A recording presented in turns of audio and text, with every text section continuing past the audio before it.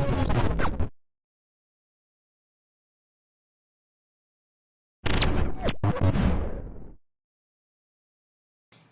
teman-teman, ketemu lagi dengan kami podcast dari Pixel. Kali ini kami kedatangan tamu dari Samsung Indonesia.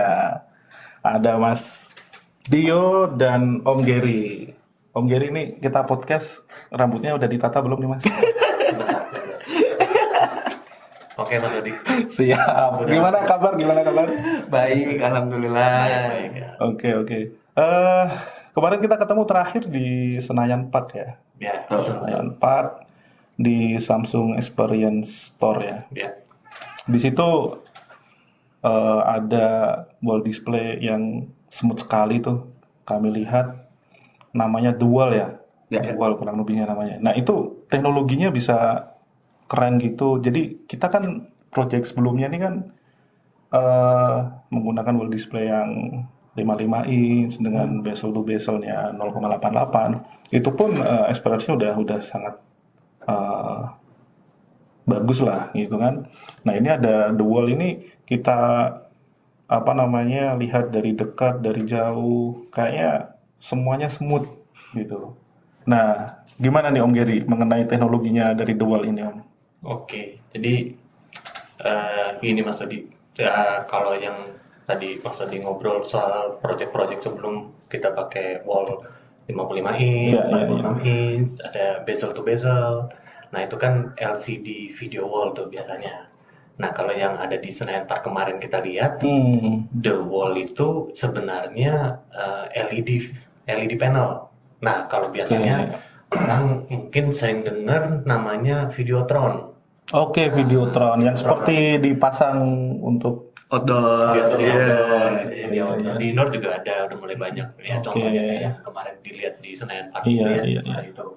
Nah, bedanya di sini yang kemarin dilihat, kenapa kok kayaknya beda gitu ya? Iya, beda smooth gitu kan. Gitu ya, kayak nggak kayak seperti Videotron pada umumnya. Betul.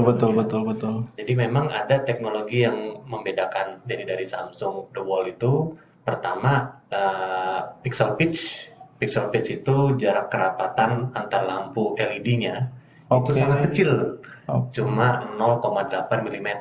Jadi kalau LED panel itu kan sebenarnya terdiri dari jutaan lampu LED yang digabung jadi satu. Nah, jarak antar lampu itu sangat kecil, cuma 0,8 mm satu. Nah, kedua, di antara lampu itu juga ada shield-nya. Kita sebut namanya black shield gitu.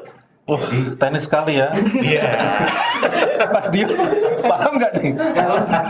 Kalau saya Kita break dulu nih kayaknya. Udah agak bingung teman. Apa saya yang bingung nih? pokoknya tugas saya sebenarnya bawa Mas Gary untuk jual sebanyak-banyaknya. Mas Gary atau Om Marcel? Mau Marcel? Marcel ya. Marcel ya. Vokalis handal. Nanti habis ini bisa dilihat, jangan kemana-mana nih Mas Gary bawa nyanyi.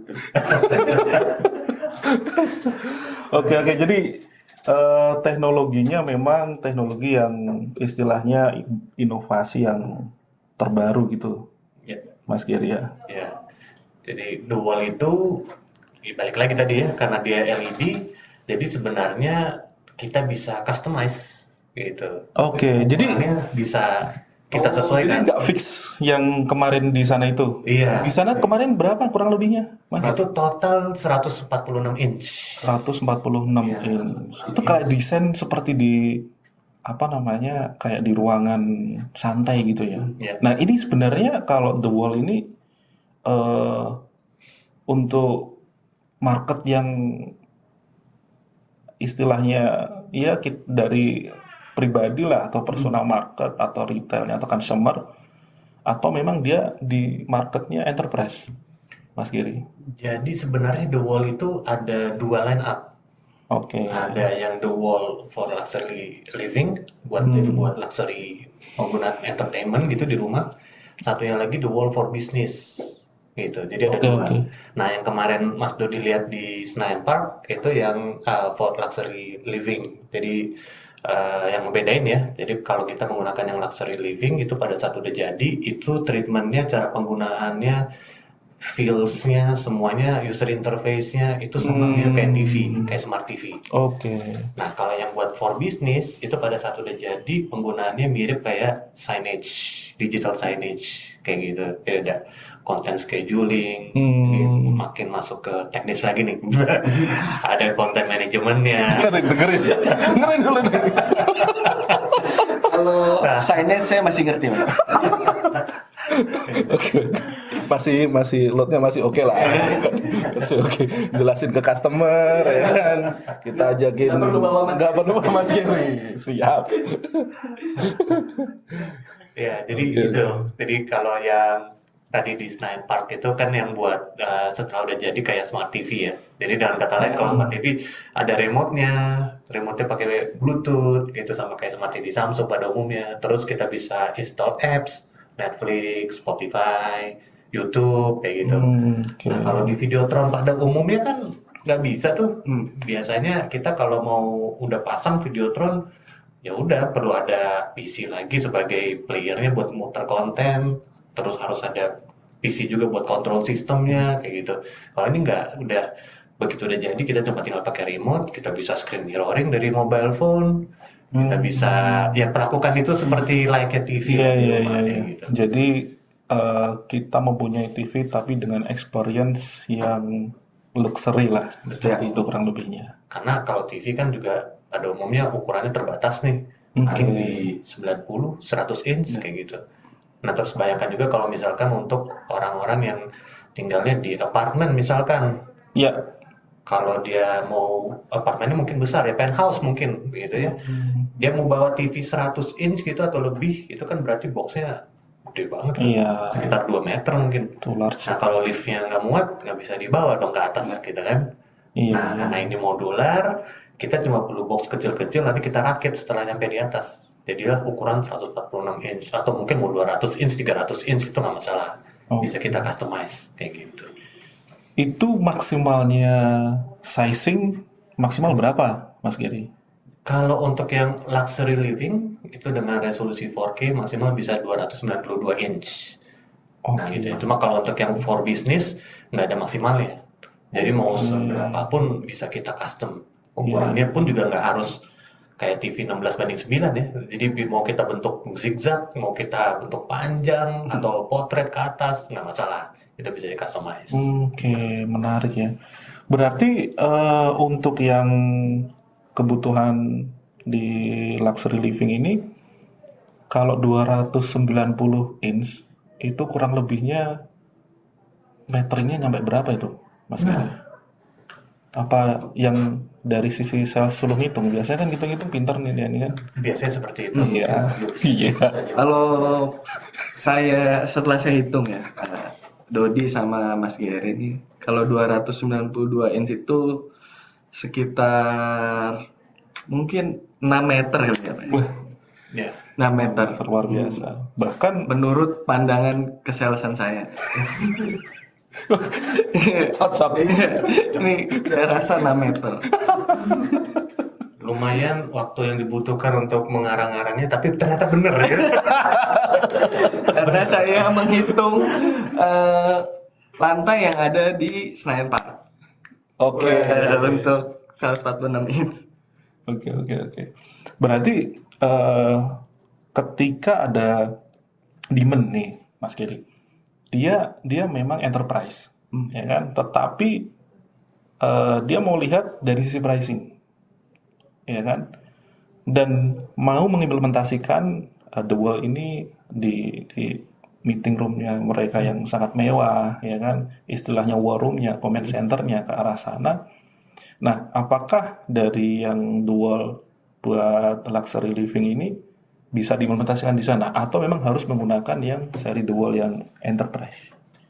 Jadi kalau ngelihat bentuknya ya, aspek rasio kan The Wall yang for luxury living itu dia formatnya 16:9 gitu. Jadi kalau memang kebutuhan buat di war roomnya sesuai gitu ya, ya mungkin mau pakai beberapa lah, mungkin nggak cuma satu, mungkin ada 2 atau 3 gitu, 16:9 dijejer gitu, itu masih bisa.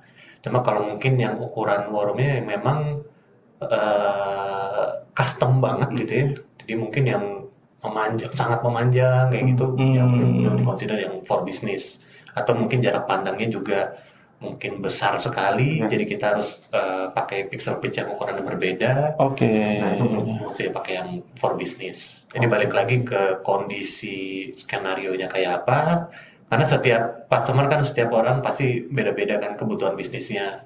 Control roomnya, command centernya, war room pasti kan beda-beda juga. Environment beda, ruangannya beda. Nah itu mungkin nanti setelah di-assess ya apakah harus yang bisnis, apakah bisa pakai luxury living, dan nanti kita lihat setelah kita assess lah kayak gitu. Case by case lah ya. Case by Iya, case. tentunya di depan pasti disertai dengan Mas Dio yang menyampaikan fitur-fiturnya yang keren ya kan, seperti The Wall ini seperti apa dan sebagainya gitu Mas Dio ya. Bisa kita jalan bareng buat jualan The Wall. Gandengan nggak?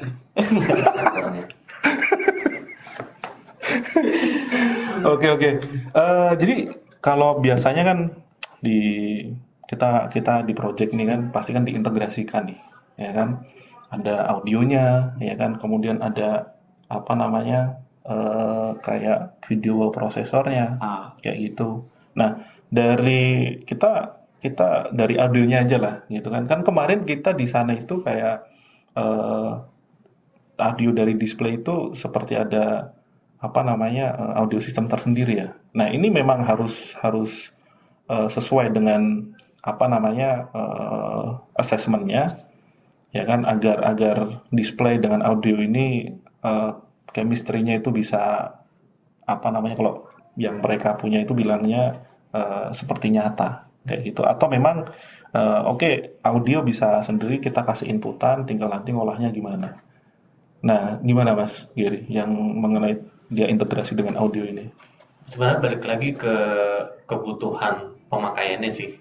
Kayak tadi kalau misalkan buat di luxury living gitu ya, buat di rumah, mungkin buat entertainment, dan kebutuhannya mungkin banyak buat nonton film gitu ya. Oh ya tentu kita harus punya yang surround system yang bisa mensimulasikan mungkin dari suara dari kanan kiri, depan belakang, atas bawah. Nah sound systemnya juga harus yang memadai. Oke. Dan kalau kita ngomong 146 inch berarti ruangannya juga gede kan. Jadi nggak cuma kualitas pemisahan channel suaranya, tapi power juga harus supaya bisa ngisi ruangan sebesar itu kayak gitu.